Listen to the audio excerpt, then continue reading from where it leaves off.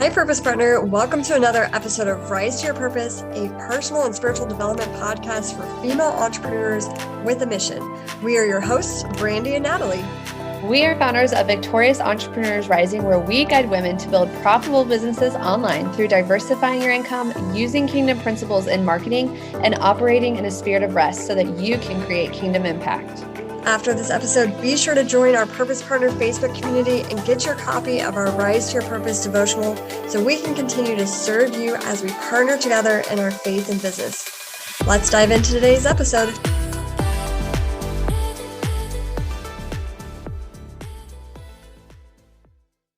Hey, friends of Purpose Partners. Thank you guys so much for joining another episode of Rise to Your Purpose. I am your host, Brandie Thomas. One of the founders of Victorious Entrepreneurs Rising, along with my sister Natalie, and we are on a mission to just guide women to build profitable online businesses that work for you while creating kingdom impact and operating from a place of rest. Today, I'm super excited to have my dear friend Virginia, or Jenny Hatfield. Welcome, Jenny. Hi there. Jenny is a mom of 4 amazing grown sons, a wife to her farmer hubby, Dennis, of 34 years and going. Along with her hubby, she farms over 500 plus organic acres and milks 200 organic cows, which is pretty awesome. She loves helping other empty nester moms find their true identity in Jesus, which finds them clarity, hope, abundance, and impact in their life. And she also loves just being active in her local church, baking, reading, gardening, and especially taking long rides around the farm with her husband to watch the sunset. So super excited to have you on today, Jenny. Thank you so much. Well, thank you for having me. It's such a blessing to be here with you. I feel the same. I always love talking to you, Jenny. So today we're actually diving into having hope and trust in God and, letting him be enough and letting him control the desires of your heart. So Jenny, I would love for you to share a little bit more about your story and how your journey has come to pass with building that trust with God and what that looks like for you. Oh, okay. Hold on to your seat. It's been told you we're going deep. Okay, well, I came to know Jesus at a young age. I was in 3rd grade, and we had this little picture up on the board at Sunday school, and it was this picture. Let me paint the picture for you. It was this picture of this big heart, and then when you opened it up, you seen Jesus smiling up at you. And so I asked the Sunday school teacher, I said, what is that all about? And that's when she told me that if you open up your heart and allow Jesus in, then he takes over and he just makes your life better. And so I'm like, okay. So she asked me right then and there, if I wanted to know Jesus. I couldn't think of any reason not to. So I said, yep. So that's when I started my walk with Jesus. Little did I know how much I needed him. My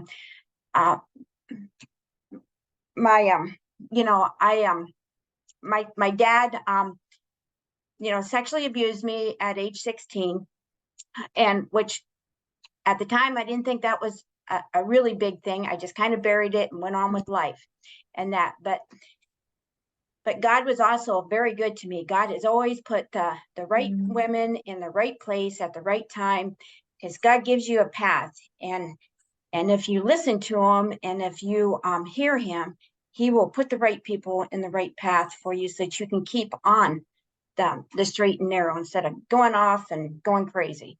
And so that's what happened to me. I had awesome 4-H leaders. I had awesome Sunday school teachers.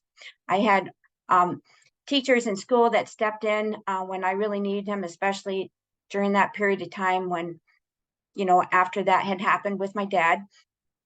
And they just gave me so much, like, you are better than what you're giving yourself, than what you think you are. You can do this. And that's how I got into business school. I actually got into a 6-month course instead of taking 2 years to get you through. I got the same certification and degree that somebody would have to do through 2 years. And so I worked for a legal secretary. I worked for a lawyer and was a legal secretary down in Pittsburgh. And then, but I realized soon that, that city life was not for me. And so I just happened to come home one day, one weekend, and went to visit one of the older neighbor ladies in our area. And she shared with me, about how she had met her husband, because she'd asked me, do you have any boyfriends? Well, there's no good country boys down in Pittsburgh, I told her. So we made a list of exactly what I wanted in a guy, and then we prayed over it.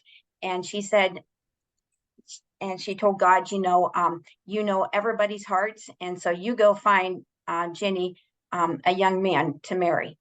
And so that's what did. And about 3 months later, I answered the ad in the Hordes Dairyman, which is a national farm magazine, and that's what started the 7-date marriage. At the end of our 7th date, we were at the altar. So that was from May of 88 to November of 88. So when you ask God specific prayers, I found out he answers in specific and quickly. So I didn't really realize that at the time, but now I look back and I'm like, okay, I just need to be really specific with my prayers, because God will answer them like that.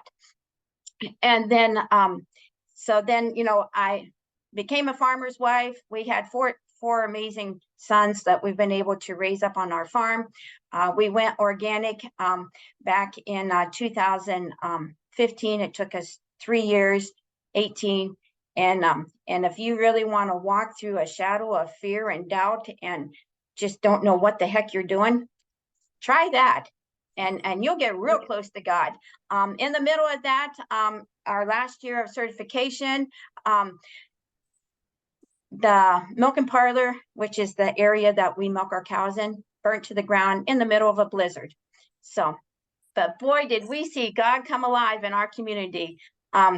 It was blinding snow, but we had people come and clean the farm that we were going to within 3 hours.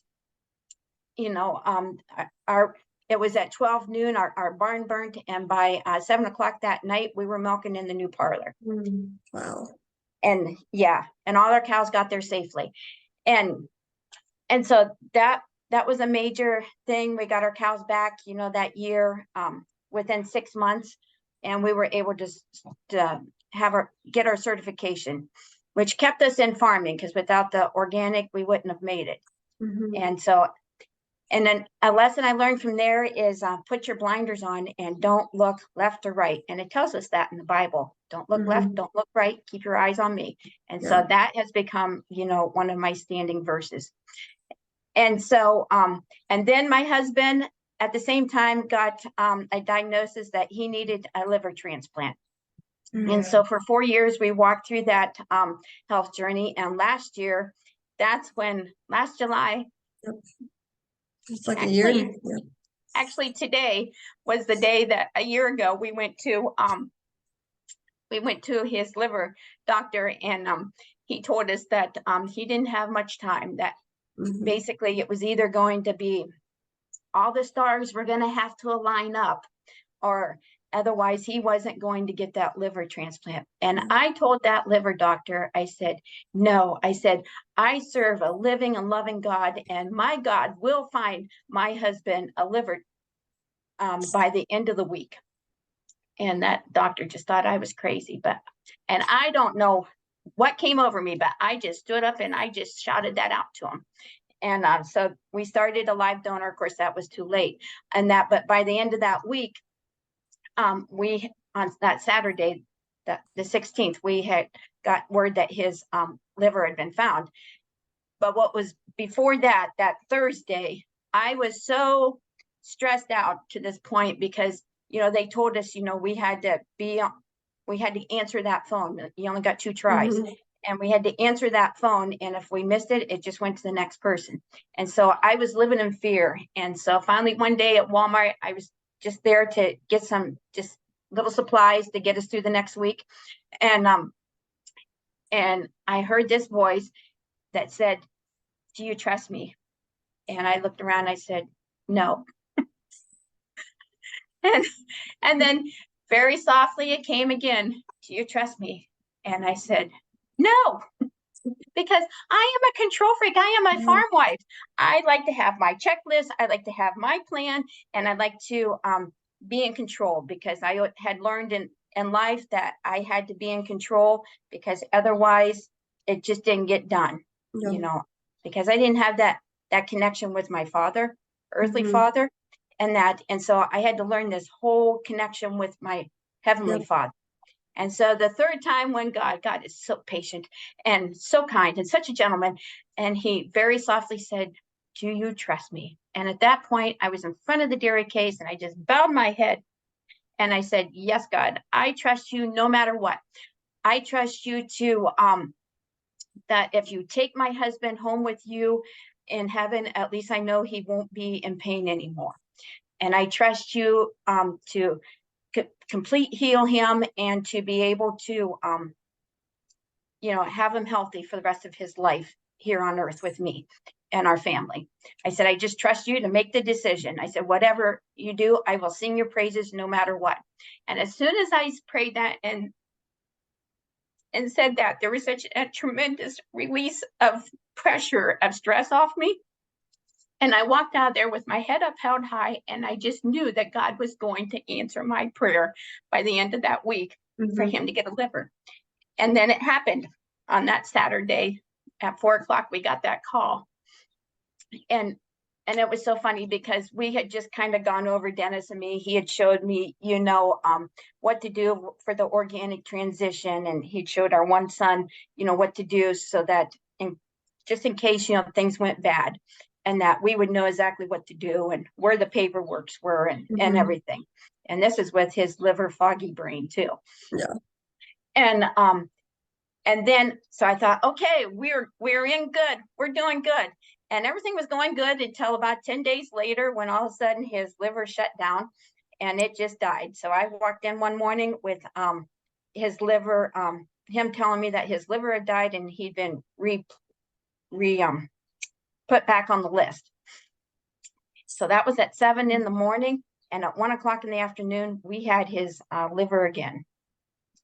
We had a new liver, and he went through his new liver transplant that following Sunday, and he's doing good now. Yes. I remember walking through that with you, and like not once but twice did God come through, and we were Yes, all praying for you, and that like was so inspirational and just amazing testament to your faith and to just the good father that we have.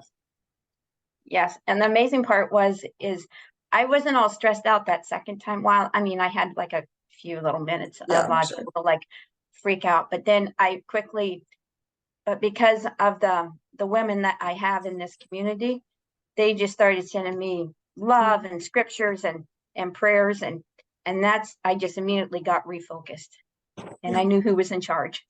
Yes.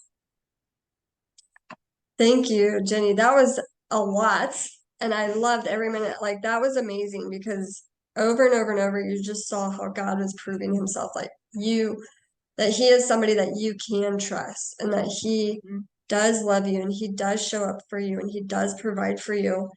And it may look completely different than what we had envisioned or expected, but he always still comes through and takes care of his children. Yes, he does. So I would love for you, you also mentioned that you wanted to talk about like having, like putting our trust and hope in God and letting him control the desires of our heart. And so can you share a little bit more about like how have you been able to discern between God's desires versus your desires? Well, for one thing, God's desires always seem to have a plan, and they always seem to be like, okay, if you just do this, it's a lot easier. But when I try to do my plans, then I get like all frustrated, I Mhm. get stressed out, and then, because I'm not listening to my shepherd's voice. Instead, I'm like listening to like, oh, I can make money here, I can make money there, I can make money there, instead of just focusing, okay, this is what I have for you. Yeah.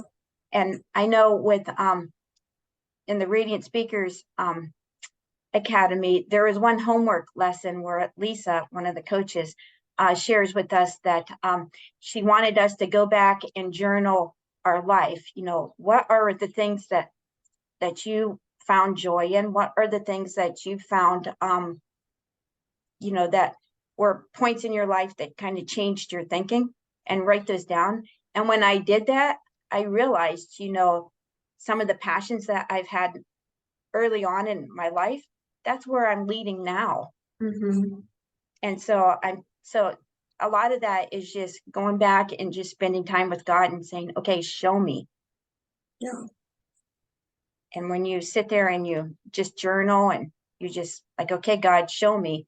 And when you do that, because I always thought that was kind of a little floofy fluff when I first heard that from you. I'm like, oh yeah, God's really going to tell me that. Yeah. Okay, I'm going to need a neon sign. But the more I've practiced it and really gotten still, that's when I realized, oh yeah, Brandie knew what she was talking about. So for those of you who don't know Jenny and know our relationship, so Jenny and I were I was her coach and she was one of my clients, I don't know, a couple years ago, I think now. And now we do Girl Power Alliance together.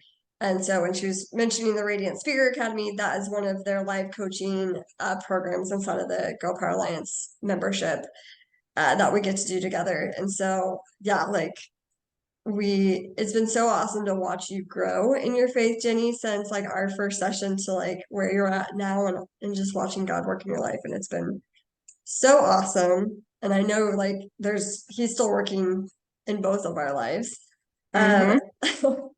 For sure. So what final thoughts do you have on if somebody's struggling right now in their faith to truly trust and believe that God is who he says that he is a good father, and really discern and hear his desires for them? What would you say to that person?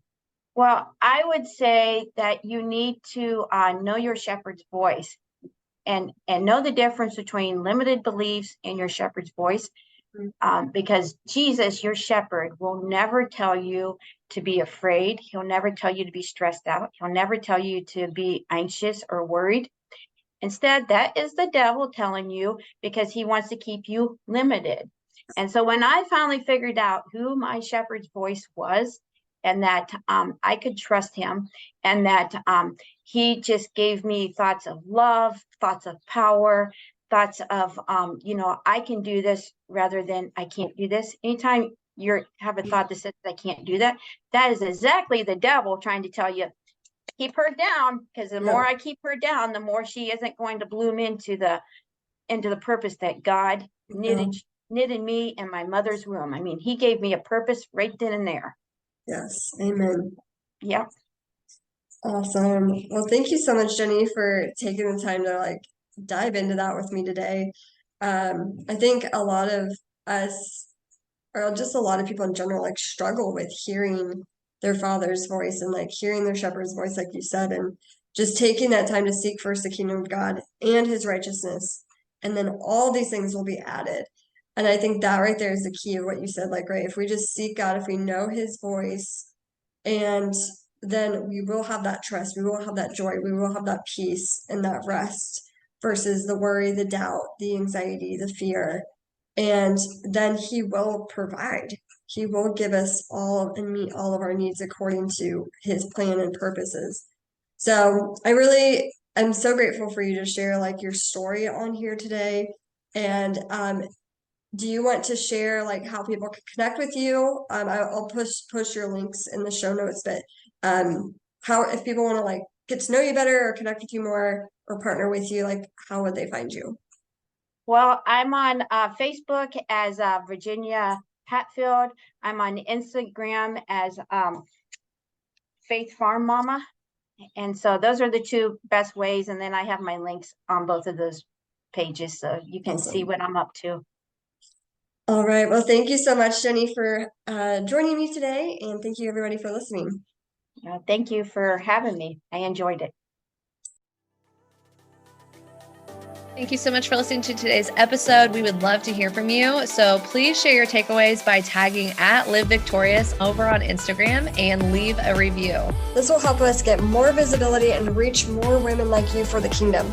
We appreciate you and are praying for you as you shine your light in the business world and rise to your purpose.